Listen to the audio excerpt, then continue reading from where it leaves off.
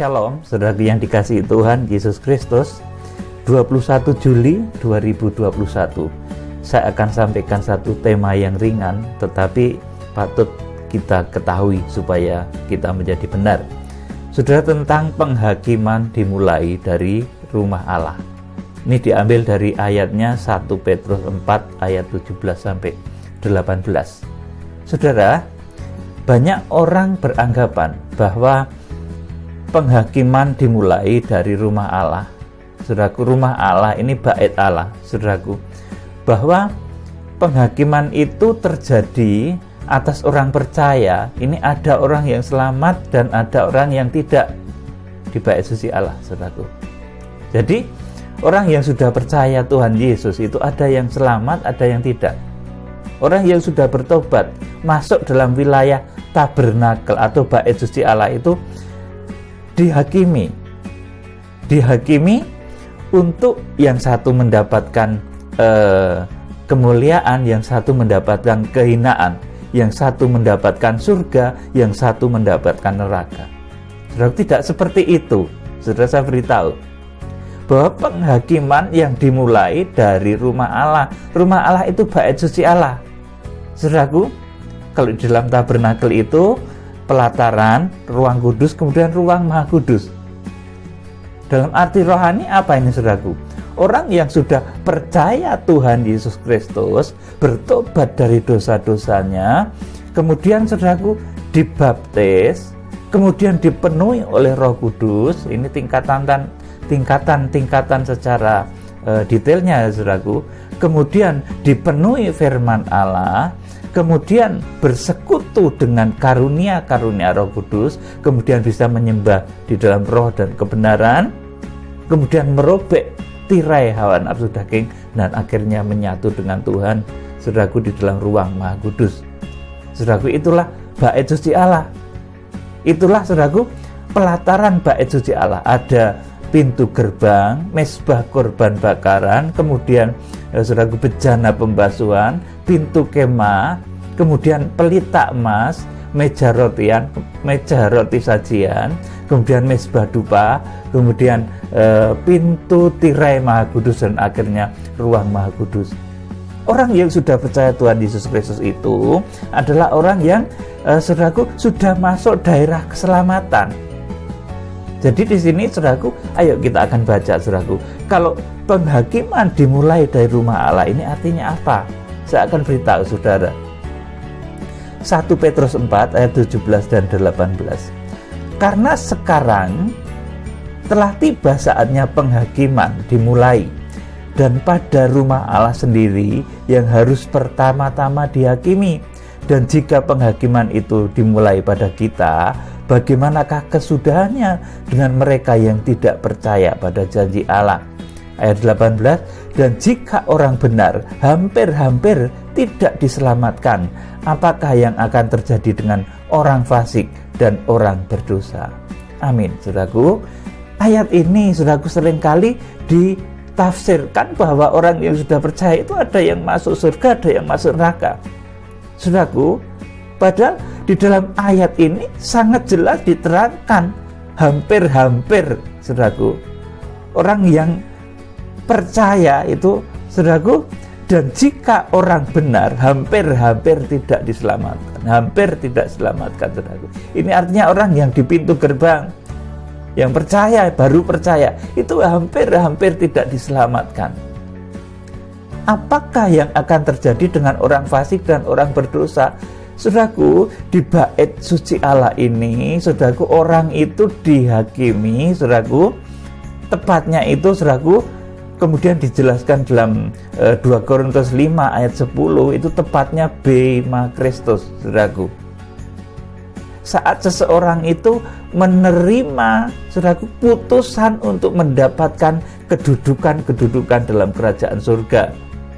Ya, kedudukannya sesuai dengan kadar imannya tadi. Kalau dia kadar imannya itu baru percaya Tuhan Yesus, belum melakukan perbuatan-perbuatan apapun, tapi sudah percaya Tuhan Yesus Kristus, dia sudah masuk di dalam pintu gerbang surga.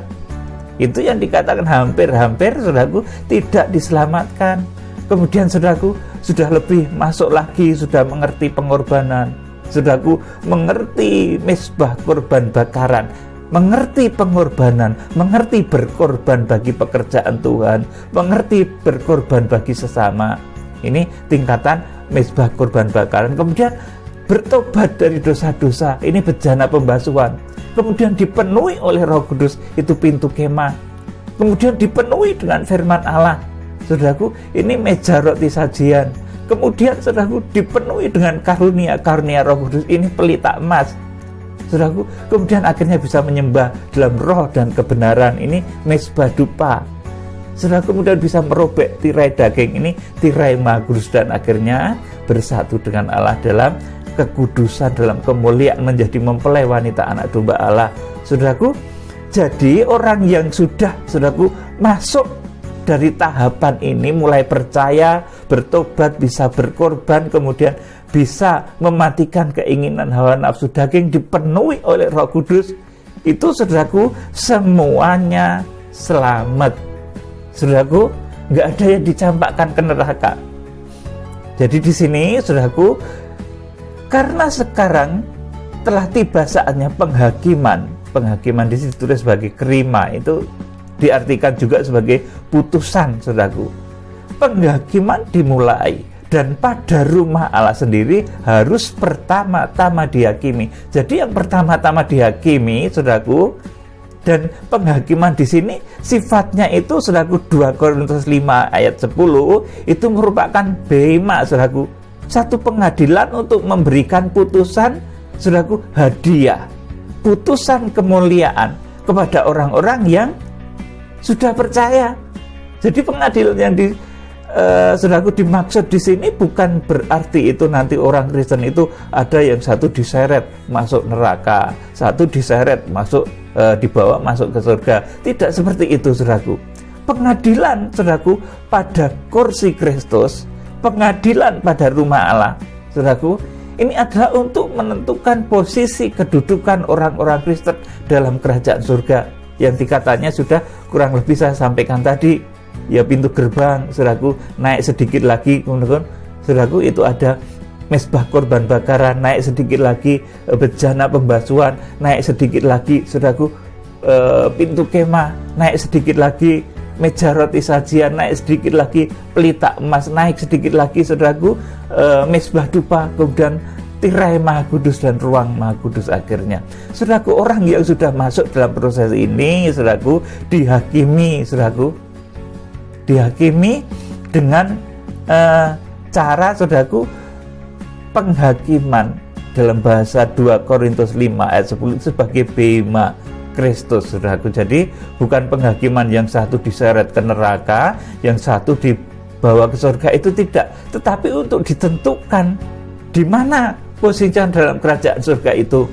Apakah dia di pintu gerbang? Orang yang baru bertobat saja, seperti penjahat yang di sebelah Tuhan Yesus itu menerima Tuhan, akhirnya saat ini engkau bersamaku di Firdaus, saudaraku, itu sudah masuk surga, saudaraku.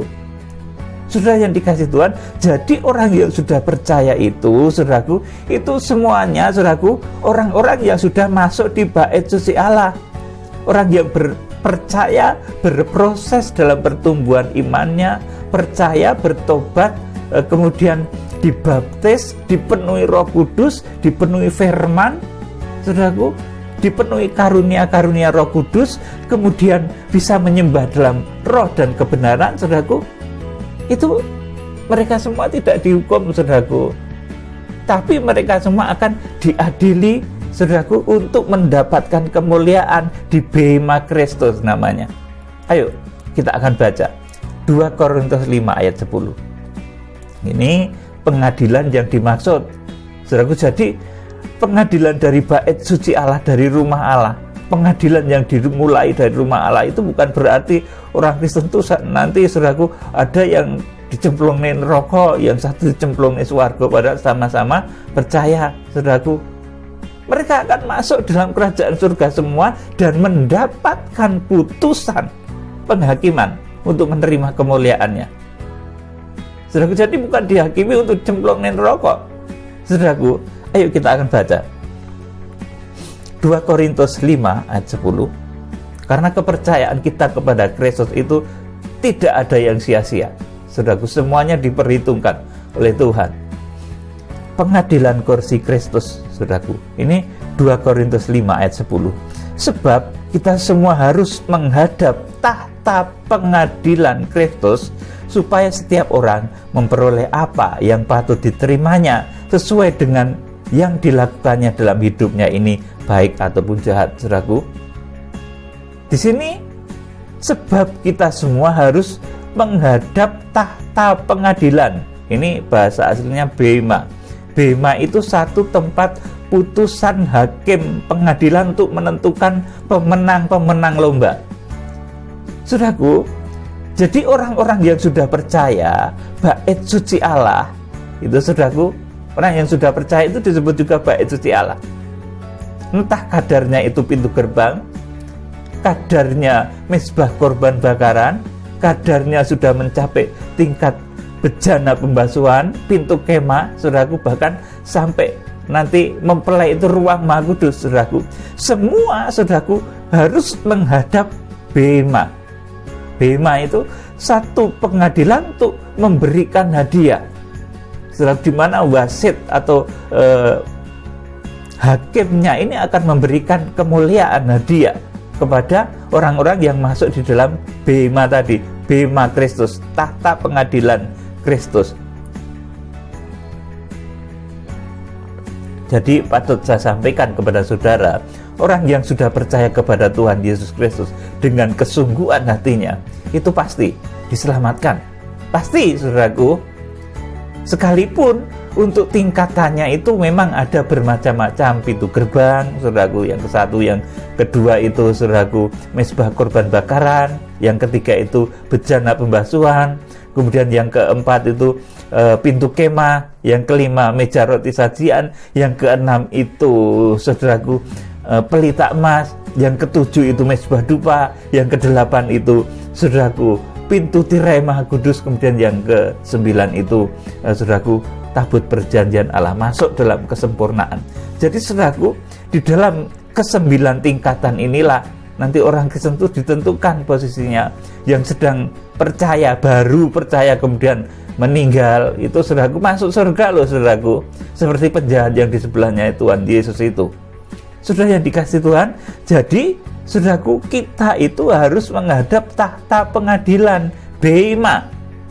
Bahasa aslinya, bema itu pengadilan untuk menentukan hadiah, posisi kepada para pemenang lomba. Jadi saudara yang sudah percaya Kristus, saudara tentu akan mengalami proses. Dan ketika saudara mengalami proses itu, jangan undur dari iman saudara, yakin saudara kepada Kristus. Karena nanti menurut proses yang saudara alami, saudara mungkin nanti bisa sampai ke mezbah korban bakaran.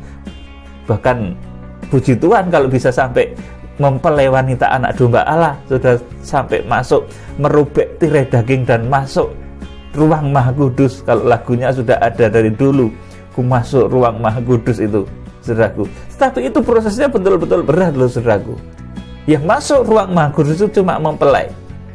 Saudara, saya kasih tahu, saudara, kemudian, saudaraku, bema Kristus itu dijalankannya di mana?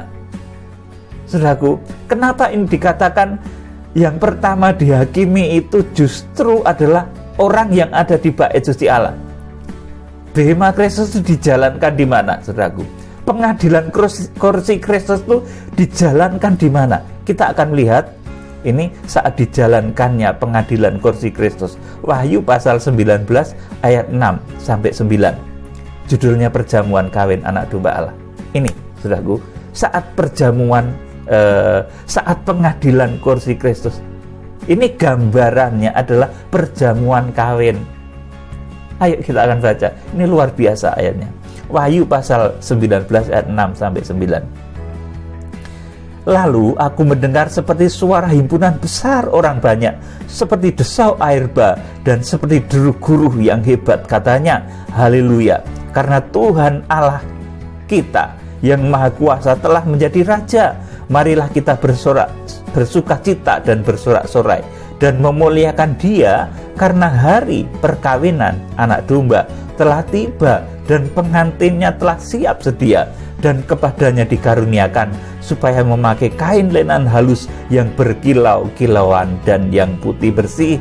Lenan halus itu adalah perbuatan-perbuatan yang benar dari orang-orang kudus. Lalu ia berkata kepadaku, tuliskanlah, berbahagialah mereka yang diundang ke perjamuan kawin anak domba. Katanya lagi kepadaku, perkataan ini adalah benar, perkataan-perkataan dari Allah. Amin. Saudaraku, jadi inilah saat pengadilan kursi Kristus. Orang nggak pernah tahu kalau perjamuan kawin anak domba Allah ini adalah saat pengadilan kursi Kristus. Pengadilan kok suasananya mantenan, saudaraku. Nah ini saudaraku, memang luar biasa Tuhan tuh menciptakan bahasanya, saudaraku. Ini pengadilan yang pertama. Saudaraku, nanti ada pengadilan yang kedua, itu pengadilan untuk orang-orang berdosa, namanya pengadilan tahta putih. Itu semuanya dicampakkan ke neraka, saudaraku.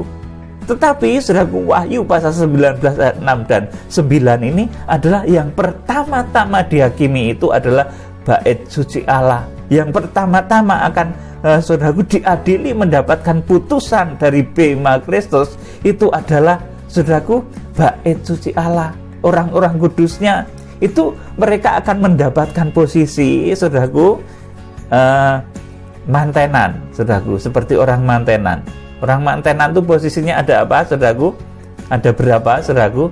Yang pertama itu mantennya, mempelainya, itu ruang Maha Kudus, saudaraku. Kemudian yang kedua itu keluarga mempelai, itu ruang kudus.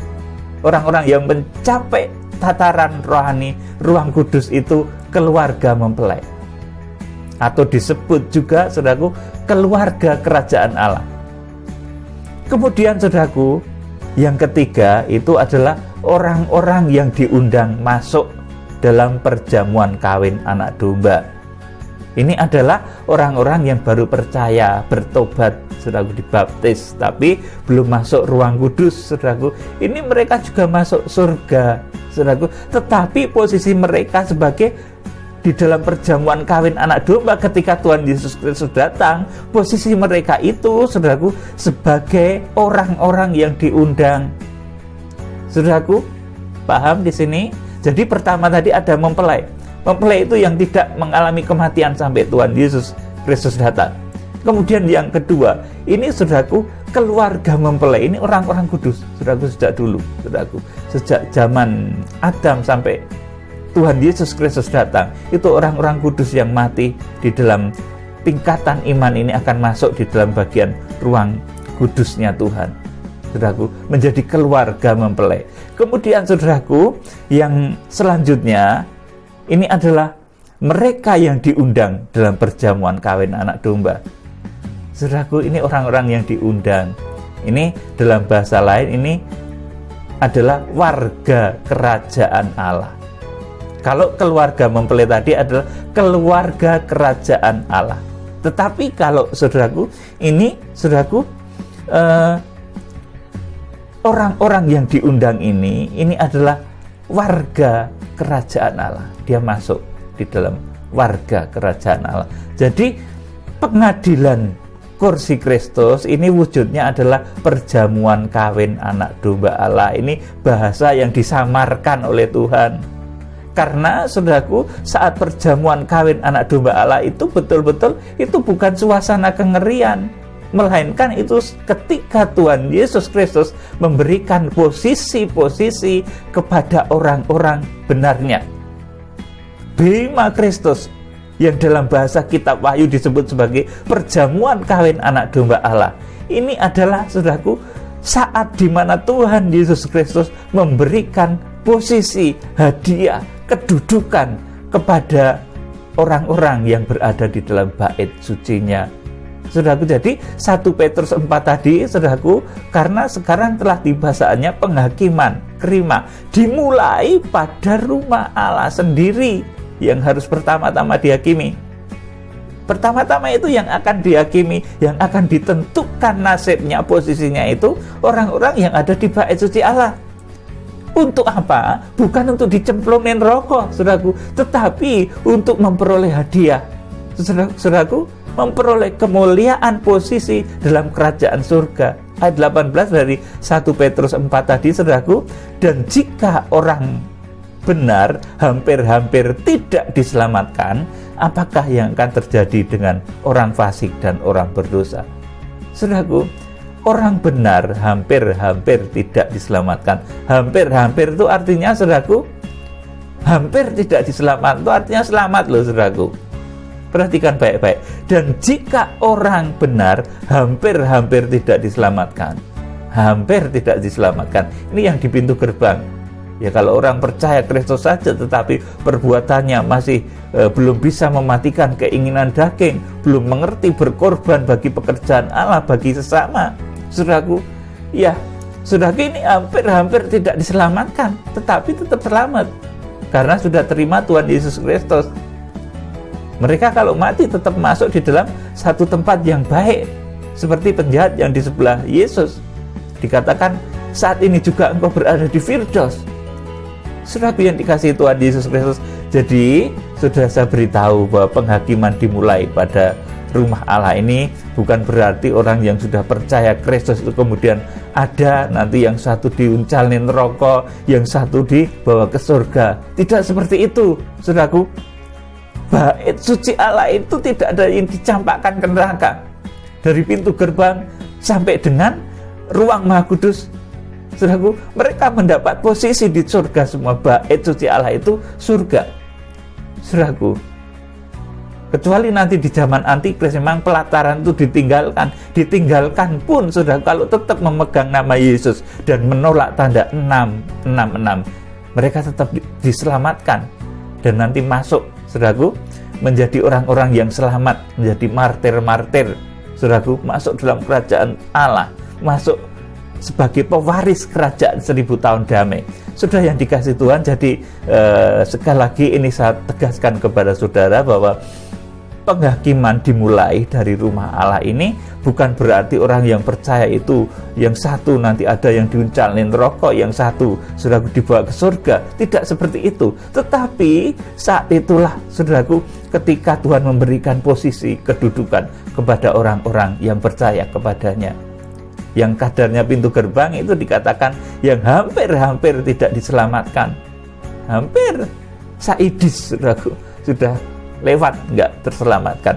Itu, saudaraku, seperti nasibnya orang-orang penjahat yang mati di sebelah Tuhan Yesus Kristus itu, saudaraku, yang menerima Tuhan Yesus.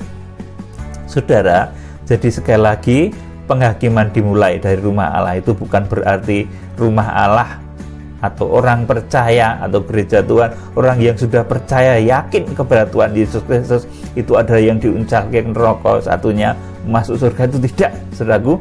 Semua orang yang percaya sungguh-sungguh kepada Kristus itu sudah mendapat jatah di kerajaan surga. Dan nanti ketika, saudaraku, perjamuan kawin anak domba Allah, nanti semuanya akan dinyatakan siapa mempelainya yang layak diangkat hidup-hidup, siapa keluarga mempelainya, siapa keluarga kerajaan Allah itu, saudaraku. Kemudian siapa warga kerajaan Allah, siapa orang-orang yang diundang. Nanti semua akan menjadi jelas ketika Wahyu pasal 19 ayat 6 sampai 9. Jadi pengadilan kursi Kristus itu, saudaraku, pelaksanaannya ini disamarkan oleh Tuhan di dalam Wahyu pasal 19 ayat 6 sampai 9. Orang nggak pernah ngerti kalau ini saat pengadilan, saudaraku. Pengadilan kok suasananya mantenan, saudaraku. Suasana perjamuan kok pengadilan. Ini juga aneh, tetapi saudaraku memang begitu Tuhan, saudaraku. Jadi pengadilan kursi Kristus seperti mantenan suasananya, saudaraku. Bukan suasana yang mengerikan, yang satu diseret ke neraka, yang satu cemplung neraka, yang satu masuk surga. Tidak seperti itu. Pada saat perjamuan kawin anak domba Allah, pada saat bema Kristus, saudaraku, pengadilan kursi Kristus dijalankan itu, saudaraku, posisinya seperti saat kita mantenan. Saudaraku, sudah mau jadi mantennya atau menjadi keluarganya manten, saudaraku, yang bisa foto di kiri kanannya itu, saudaraku, kalau mantenan secara dunia, atau sudah menjadi orang-orang yang diundang saja, yang di depan, yang di pelataran itu, di bawah tenda-tenda sambil makan-makan sukacita, ya memang sudah itu termasuk menjadi warga kerajaan surga, selamat juga tapi bukan mempelai. Saudaraku, jadi demikian kiranya Tuhan memberikan roh hikmah dan wahyu kepada saudara. Jadi orang-orang yang masuk di pengadilan Kristus itu semuanya selamat. Orang-orang yang di dalam bait suci yang pertama-tama dihakimi itu semuanya selamat. Saudaraku, hampir-hampir tidak diselamatkan ada, yaitu mereka yang posisinya di pintu gerbang itu hampir-hampir orang selamat, saudaraku, tapi tetap selamat. Kalau mereka sudah yakin percaya kepada Kristus, mereka tetap selamat. Kiranya Tuhan memberkati saudara. Salam penuaian, Tuhan Yesus Kristus memberkati.